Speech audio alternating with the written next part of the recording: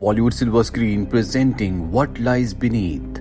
इस कहानी की शुरुआत में नॉर्मन को दिखाया जाता है, जो एक साइंटिस्ट के साथ साथ कॉलेज में प्रोफेसर भी हैं।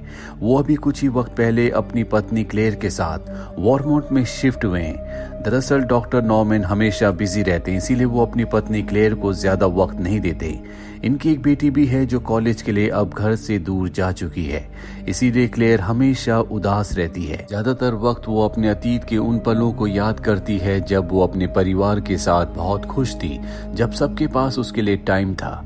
अब एक दिन वो खिड़की से बाहर देखती है, जहां पर मैरी नाम की उसकी नेबर अपने पति के साथ लड़ रही होती है, और कुछ ही देर बाद वो घर के अंदर चले जाते हैं। क्लेयर जब घर के बाहर अपने गार्डन में आती है तो उसे किसी के रोने की आवाज आती है, और जब क्लेयर मैरी के लॉन की तरफ देखती है तो वहां पर मैरी रो रही होती है। वो उससे बात करना चाहती है, लेकिन मैरी उससे बात किए बगैर वहां से अपने घर के अंदर चली जाती है। क्लेयर को ये सब बहुत अजीब लगता है, इसीलिए वो अपने पति नॉर्मन से इस बारे में बात करती है, लेकिन नॉर्मन उसकी बातों को ज्यादा सीरियसली नहीं लेता। वो उसकी बातों को तवज्जो नहीं देता। क्लेयर अगले दिन वाइन की बोतल और फ्लावर्स लेकर मैरी के घर जाती है। वो दरवाजे को नॉक करती है, लेकिन घर पर कोई भी नहीं होता। क्लेयर को वहां पर एक सैंडल भी मिलती है जिसमें काले रंग का निशान होता है, जिसे देखकर ऐसा लगता है कि वो खून का धब्बा है। और अब क्लेयर वापस अपने घर पर आ जाती है। क्लेयर से मिलने उसकी बेस्ट फ्रेंड आती है, जो क्लेयर से पूछती है कि अब वो कैसी है। दरअसल आज से 1 साल पहले क्लेयर का एक्सीडेंट हुआ था, जिसके बाद उसकी मेमोरी कुछ हद तक लॉस्ट हो गई थी। इसलिए उसका हस्बैंड नॉर्मन कभी भी उसकी बातों पर पूरी तरह से विश्वास नहीं करता। और अब जब रात को क्लेयर सो रही होती है, तभी लाइट चली जाती है। बाहर बारिश हो रही होती है, और क्लेयर जब खिड़की के पास आती है तो वो देखती है कि मैरी का हस्बैंड एक बहुत बड़े बैग को गाड़ी की डिक्की में रख रहा है, और वो अपने हस्बैंड नॉर्मन को देखने के लिए बुलाती है। लेकिन जब नॉर्मन आता है तो वहां पर गाड़ी या कोई भी इंसान नहीं होता। नॉर्मन को लगता है कि ये सिर्फ क्लेयर का वहम है, वहां पर कोई भी नहीं था। हालांकि क्लेयर उसे विश्वास दिलाने की कोशिश करती है, लेकिन नॉर्मन उसकी बातों पर विश्वास नहीं करता। अगले दिन जब क्लेयर घर पर अकेली होती है, तभी उसे एहसास होता है कि किसी ने दरवाजे को खोला है, और जब वो दरवाजे के पास जाती है तो दरवाजा सच में खुला होता है। फोटो फ्रेम भी अपने आप ही नीचे गिर जाता है। क्लेयर को घर में अजीब सी आवाजें भी आ रही होती हैं। क्लेयर इन सब से बहुत ज्यादा डिस्टर्ब हो जाती है। अब क्लेयर ने अपनी नेबर मैरी को कई दिनों से नहीं देखा, इसीलिए उसे पूरा विश्वास है कि उसके हस्बैंड ने उसे मार दिया है। एक शाम को जब वो अपने गार्डन में काम कर रही होती है, तभी गार्डन के पास जो लेक होती है वहां पर उसे किसी की आकृति दिखती है। उसे लगता है कि ये और कोई नहीं बल्कि मैरी की बॉडी है। वो इस बात से डरकर सीधा अपने हस्बैंड के लैब में जाती है, जहां पर उसका हस्बैंड एक रिसर्च कर रहा होता है। दरअसल वो एक ऐसी दवा बना रहा होता है जिससे किसी भी जीव को कोमा की स्टेट में ले जाया जा सकता है, पर उसके आसपास क्या हो रहा है उसे पूरी तरह से इस बात की जानकारी होगी। क्लेयर नॉर्मन को सब कुछ बताती है, लेकिन वो उसकी बातों पर अब भी विश्वास नहीं करता। और अब क्लेयर जानना चाहती है कि मैरी के साथ क्या हुआ, इसीलिए एक बार फिर से वो मैरी के घर जाती है, लेकिन इस बार उसका हस्बैंड वहां पर होता है। वो उसे गिफ्ट देती है, साथ ही वो उससे मैरी के बारे में पूछती है, लेकिन मैरी का नाम सुनते ही मैरी के हस्बैंड को गुस्सा आ जाता है और वो उसे यहाँ से जाने के लिए कहता है। जब वो यहाँ से जा रही होती है, उसे एक बार फिर से वही सैंडल दिखती है जो उसे पिछली बार दिखी थी, जिसमें खून का निशान था। इस बार वो सैंडल को अपने पास रख लेती है, और अब क्लेयर को पूरा विश्वास हो चुका है कि मैरी के हस्बैंड ने उसे मार दिया, इसीलिए वो दूरबीन से उसके घर पर नजर रखना शुरू कर देती है। अब क्लेयर को घर के हीटर वेंट के अंदर एक अजीब सी चाबी मिलती है, जिसे वो अपने पास रख लेती है, और तभी उसे पानी की आवाज आती है। जब वो वॉशरूम में जाती है तो देखती है कि बाथटब पूरा भर चुका है। जैसे ही टैप को बंद करने के लिए जाती है, तभी उसे बाथटब के पानी में एक घोस्ट की परछाई दिखती है, जिसे देखकर वो डर जाती है और जोर से चिल्लाती है। उसकी आवाज सुनकर नॉर्मन वहां पर आता है। वो नॉर्मन को सब कुछ बताती है, लेकिन यहाँ पर कोई भी नहीं होता।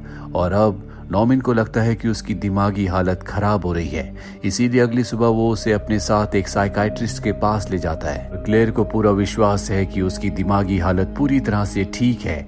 जिस आत्मा को, जिस घोस्ट को उसने पानी में देखा था, वो और किसी की नहीं बल्कि मैरी की आत्मा है, जिसे उसके पति ने मार दिया।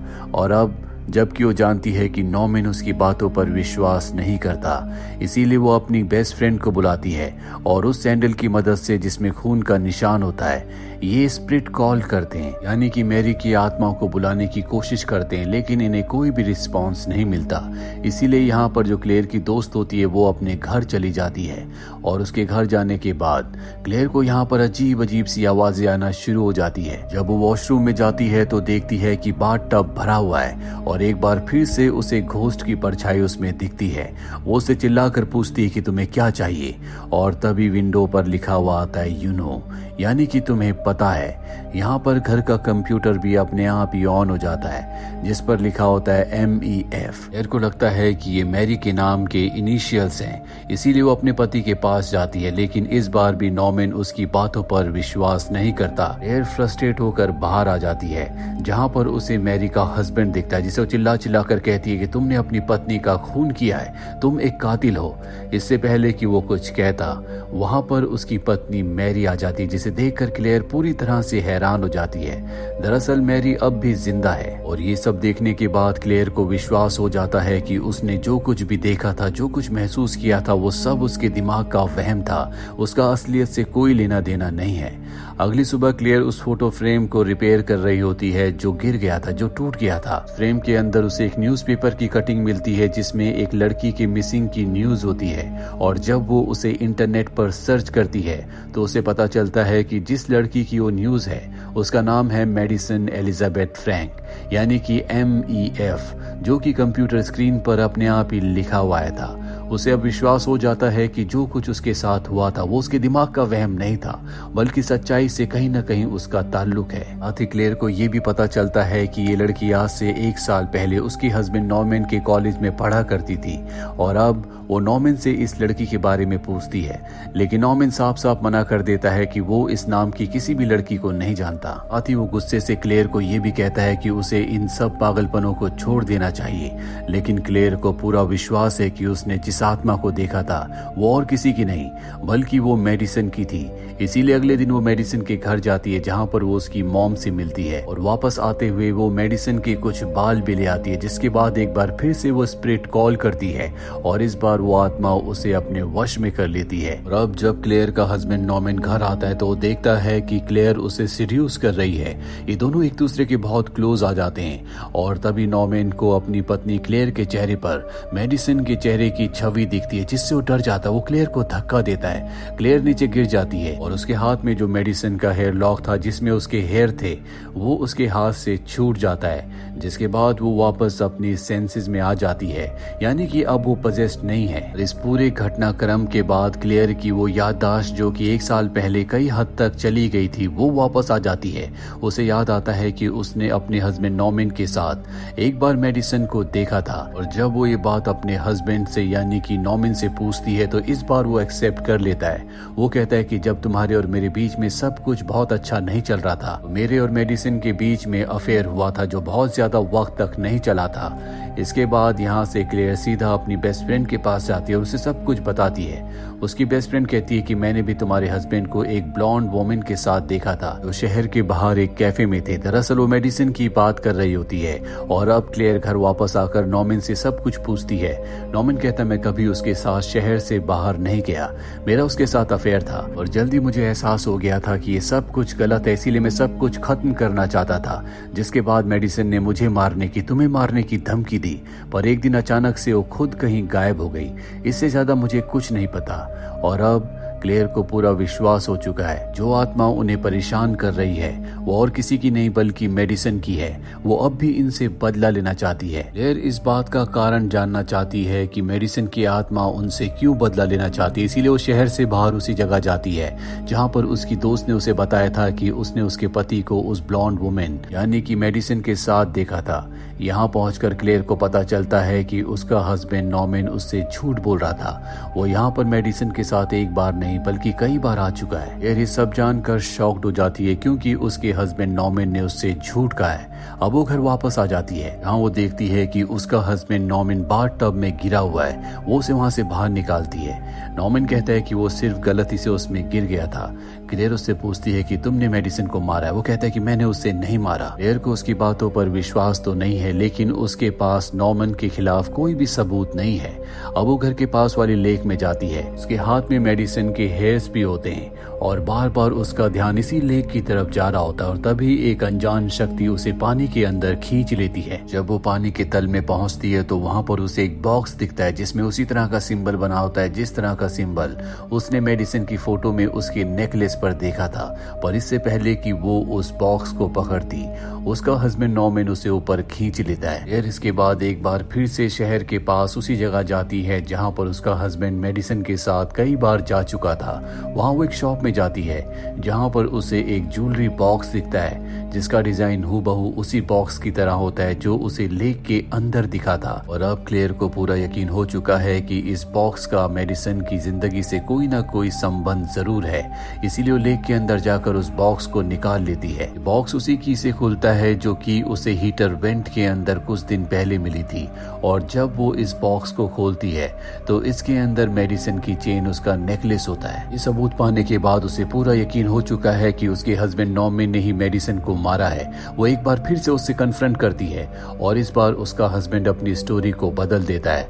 वो कहता है कि मेडिसन ने अपने आप को हमारे घर पर मारा था। इसके बाद मैंने उसे गाड़ी में बैठाकर लेक में डाल दिया, साथ ही इस बॉक्स को मैंने भी डाला था और अब उसने अपने जुर्म को कबूल कर लिया है। ये नॉर्मन से कहती है कि तुम्हें अपनी सारी बातों को, अपने जुर्म को पुलिस के सामने कबूल करना होगा। इसीलिए नॉर्मन 911 पर कॉल करता और पुलिस को सब कुछ बता देता है कि उसने क्या क्या किया। फाइनली क्लेयर ने उसे गुनहगार साबित कर लिया। क्लेयर इसके बाद उससे वो फोन लेती है और रिडायल करती है। वो देखती है कि उसने 911 पर नहीं बल्कि 411 पर कॉल किया था, यानी कि पुलिस को उसने कुछ भी नहीं बताया। इससे पहले कि वो कुछ कर पाती, पीछे से आकर उसका हस्बैंड उसे वो इंजेक्शन, वो दवा इंजेक्ट कर देता है जो उसने अपनी लैब में बनाई होती है, जिससे वो कोमा में चली जाती है।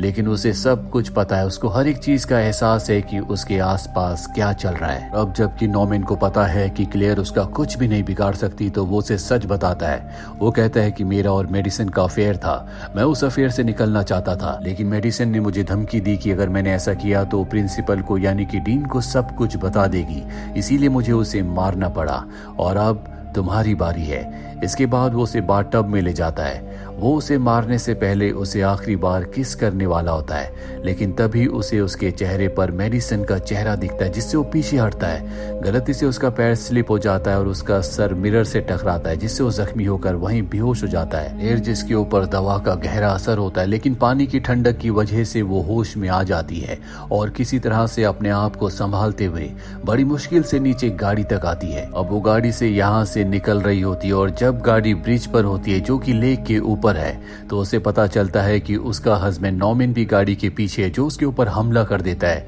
जिससे गाड़ी का बैलेंस बिगड़ जाता है और गाड़ी लेक में गिर जाती है। वही लेक है जिसमें नॉर्मन ने मेडिसन की बॉडी को डाला था और अब यहाँ पर इसी लेक के अंदर वो क्लेयर को भी मारना चाहता है, लेकिन तभी वहां पर मेडिसन की आत्मा आती है जो उसे पकड़ लेती है, जिस वजह से क्लेयर को ऊपर जाने का मौका मिल जाता है। क्लेयर तो लेक से बाहर निकल जाती है लेकिन नॉर्मन नहीं निकल पाता और इस तरह से मेडिसन की आत्मा नॉर्मन से अपनी मौत का बदला ले लेती है, जिससे उसकी आत्मा को सुकून मिलता है। कुछ वक्त बाद हमें विंटर्स में दिखाया जाता है जहां पर क्लेयर मेडिसन की ग्रेव पर जाती है और वो उसकी ग्रेव पर रेड रोज चढ़ाती है, यानी कि अब उसकी आत्मा मुक्त हो चुकी है। नॉर्मन जिसने उसको मारा था उसे उसकी सजा मिल चुकी है।